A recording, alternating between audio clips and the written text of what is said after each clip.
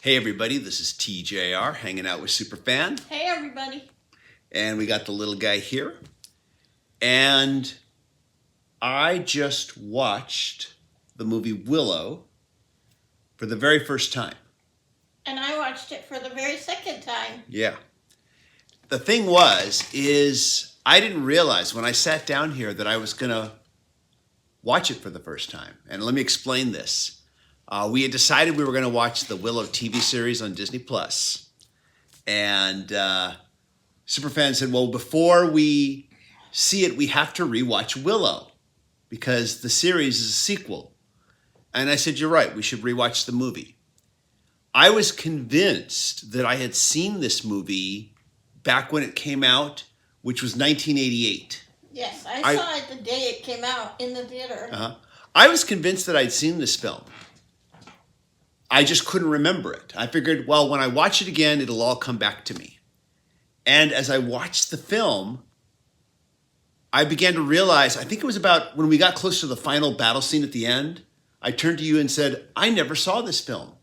I haven't remembered one frame of this film. And I must have just thought it was one of those films I'd seen because I was interested in these types of science fiction, fantasy films, genre films, but this one must have passed me by. Yeah. I must not have ever seen it. There was kind of a series, like a run on fantasy films in the mid to late 80s. You had Legend, you had Labyrinth, you had this, you had... I can remember Labyrinth. I can remember, what was the other one? Legends. Yeah, I can remember that one. I just couldn't remember the title there right after you said it. But I do remember that one. That one had Tim Curry in it as the demonic character. Yeah. Yeah. And Tom Cruise, yeah.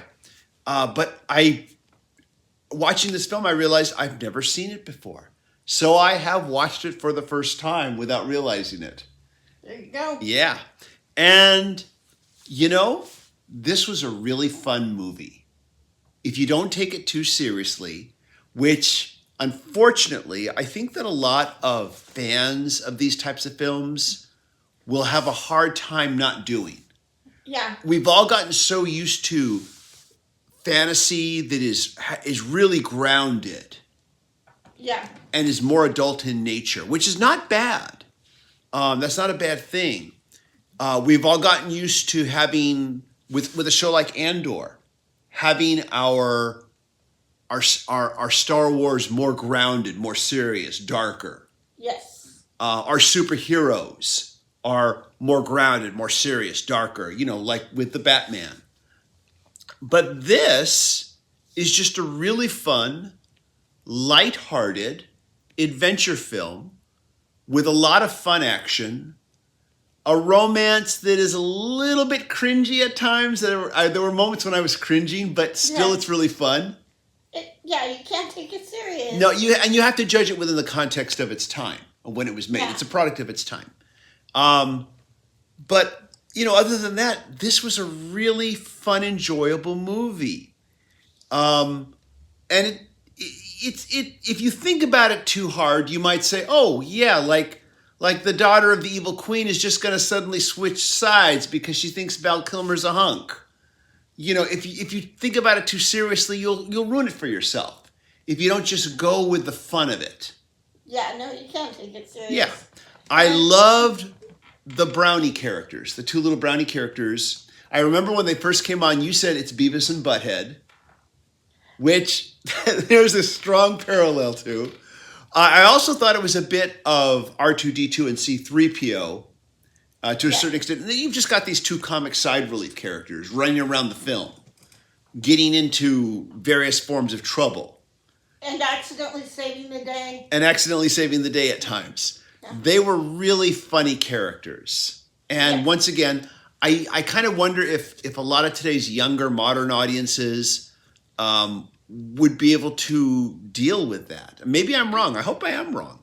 Well, there is a fan base for this because a lot of people grew up with it in the 80s as kids. Well, and so it becomes part of their life. And their kids' lives. And their kids watch it, and they watched, and they probably, when it came out on videotape, they probably watched it over and over again. on DVD. Or on DVD as well, yeah. On Blu-ray. Exactly. But I mean, during the 80s, it would have been first on VHS tape. Yes. And, but yeah, these things have a tendency to do that. I know there's an audience for this, or they wouldn't be making a TV series of it right now. Exactly. This film, for its time, the special effects, really good for the most part. Some of them are a bit more see-through now than they probably were then. I'm sure it was cutting edge then. Some really good stop motion animation effects. Yeah. But also one of the very Harryhausen-worthy, yes. But also one of the first uses of serious computer-driven CGI. Yeah. And this, of course, we knew because we'd seen the documentary Industrial Light, which is on Disney Plus, which if you haven't seen it is a great documentary series about the history of industrial light and magic. It pulls no punches. It is not just how many ever episodes it was of them patting themselves on the back saying, oh, look how great we were. Look at all the great stuff we did. It was a really well-made documentary. Balanced. That was very balanced, that looked at the good and the bad, and didn't pull any punches. But I don't want to get off into a review of something other than what we're talking about. But I just thought I'd mention that real quick.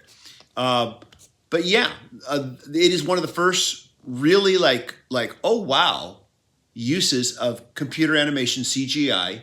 Yeah. There was that one movie that might have come earlier, that Sherlock Holmes movie, I believe it was. I don't know if that was first. Young Sherlock, yeah. Young Sherlock. I think that might have been first, and then this happened. Because I remember when we watched the documentary, the director Ron Howard was saying that he was fully expecting that they were going to do that scene where they transform the good witch, or the good, I guess I'll call her the good witch, for the lack of a better word, where they transform her from the goat back into her human form, and she kind of morphs into these different animals. Yeah. And that you can tell, that's CGI. Yeah. Still looks pretty good even now.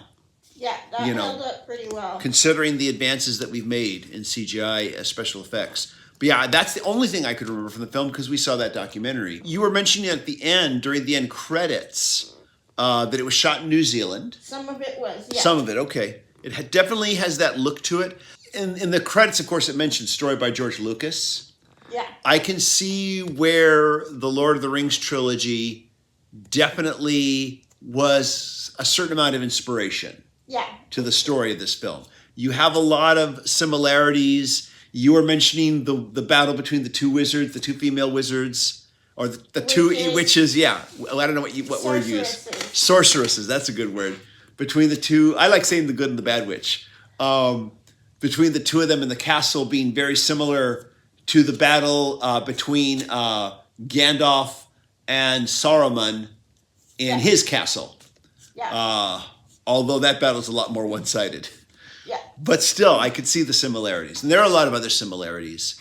During the opening scene, when you've got all, what are Willow's people called? What are they called? I don't know if they ever mention what their race is. But they're using real little people versus the forced perspective they used in The Lord of the Rings. Yeah. Well, they did use little people as well, but they were doubles. They used them as doubles in long shots. And then, of course, there was a lot of what you call pantomime effects, where you establish scale, and then from moving forward, you just simply shoot the camera at the individual characters, and everybody just assumes the scale for the most part, because you've established it. Yeah. Just like they had the pantomime horse. They'll show the pony, and then for a lot of the scenes, the pony is off camera. They're maybe holding the rope. The rope, but you never actually see the pony. But you assume it's there because it was established earlier. Because why would they hold the rope? Exactly. Why would they? But it's interesting how those two films dealt with different, how they approached similar, how are we going to film this problems in different ways. But good use of effects for the time period.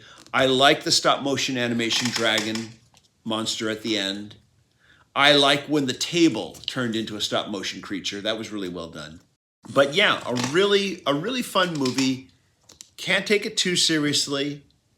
Good, I would say good family entertainment. Definitely. Definitely a lot of fun for kids. but a lot of good humor for adults, especially with those two brownies, those two characters. But Grogu says he's the cutest baby. Of course. I kept expecting the brownies to suddenly quote lines from Monty Python and the Holy Grail, because they had those French accents, you know. Your mother was a hamster, you know. A fart in your general direction. I wonder how that film played in France. Anyways, though. They probably just said, oh, those Americans, they think they're so funny. They probably didn't watch it. Maybe not. I don't know. Who knows? But a lot of fun. I'm looking forward to the series now. It's going to be interesting to see the lead actor, Warwick Davis. Warwick Davis, that's right. He was, what, only 18 or so when they made that film? 18 or 19, I think. Yeah. Well, you can see how young he is. Yeah, so it's going to be interesting to see this film. I mean, I'm not even going to try to do the math in my head as to how old he would be right now. But I would imagine, what, 50s maybe? Yeah, I'm sure. Somewhere in that neighborhood. That's okay, don't worry about it. But it'll also be interesting to see how they balance this out with a lot of new characters, and also 52. with 52, there we go. Also upgraded special effects, modern special effects. It'll be interesting to see how they do that. But at any rate, though, yeah, a lot of fun. And I can see why it became so. It has this audience that stayed with it over all these decades. And if I'd seen this when I was a little kid, I think I would have been just thrilled. But I enjoyed it as an adult. I enjoyed the adventure. I enjoyed the old school swashbuckling style it had, which is something that Star Wars tried to carry on from those old movies from the 1940s, those swashbuckler films. And I appreciated. I just appreciated the fun and the humor. So really good film. Glad I finally saw it. And even though it was a surprise to find out that I'd never seen it before. Anyways, let us know what you thought of this film if you've ever seen it. Share your memories and stories. And well, thank you so much for watching. Thank you, patron supporters. You're fierce and mighty. Patron supporters get exclusive weekly videos every Sunday. And if you'd like to have access to those exclusive videos, be sure to go to the Patreon page and make a pledge. But mostly, thank you for sticking around. Thanks for watching. And we'll see you all in the next video. Bye, everybody. Bye.